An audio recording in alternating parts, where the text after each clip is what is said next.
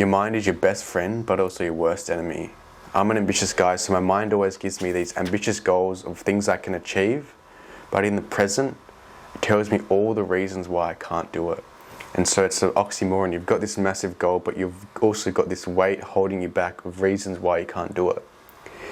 And so over the last few years, I've been reading a lot of self-help books, and a lot of them say, don't set any limitations on your mind. What your mind can see, it can achieve. But the thing is, whenever you get to the point where your mind does start to set limitations on yourself, they give no advice on how to actually overcome this. And so I was listening to this podcast, and the guy gives a simple tool that he used to overcome his limiting beliefs, and I've been using it as well, and I found it super helpful, and so I'm going to teach that to you today. And so in this diagram, I basically tried to visualize what it's like. You have this future mountain you want to climb, it's a goal you want to achieve, you want to get to the top of the mountain. But in the present moment, you're far from the mountain, and it looks like a long way away, and you have this ball and chain holding you back, something that's stopping you from going after and climbing that mountain. And so this ball and chain is called limiting beliefs.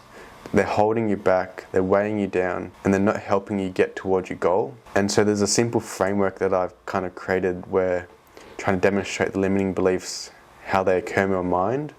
And it's usually a sentence like I, can't, won't, some sort of negative word, because, and then a limiting belief.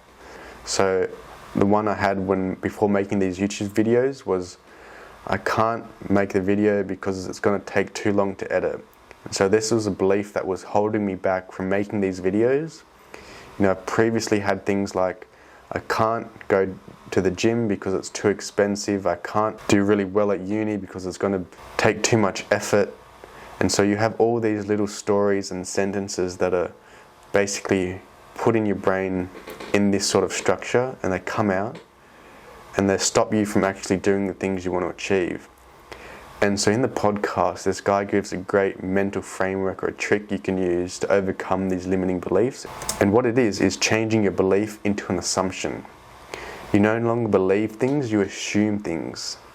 So rather than saying, I can't edit this video because it's going to take too long, I assume this video is going to take a long time to edit. And now your belief is an assumption. It's malleable. You can test it, you can challenge it.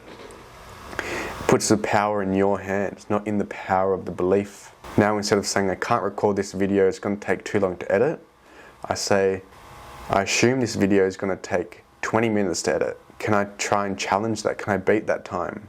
And so now instead of the power being in hand of the belief and it's going to hold me back and stop me from achieving my goal, the power is in my hands. I can go after, I can challenge that assumption.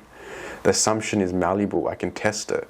So this was like mind-breaking for me because it just puts the power in your hands.